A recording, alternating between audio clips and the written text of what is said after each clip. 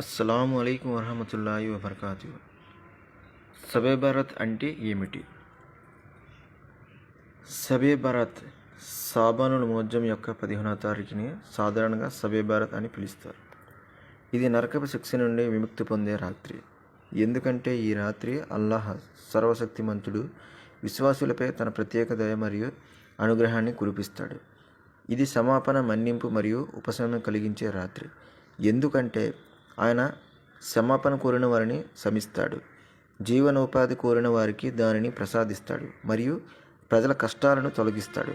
అందుకే సయ్యిదునా అలీ ఉల్ ముర్తజా రజియల్లాహు అన్హు ఇలా ఉల్లేఖించారు: ప్రియమైన ప్రవక్త సల్లల్లాహు అలైహి వసల్లం ఈ రాత్రి యొక్క గొప్పతనాన్ని వివరిస్తూ ఇలా అన్నారు: షాబానుల్ ముఅజ్జమ్ యొక్క 15వ రాత్రి వచ్చినప్పుడు రాత్రిపూట ఆరాధనను నిలబడండి మరియు పగటిపూట ఉపవాసం ఉండండి.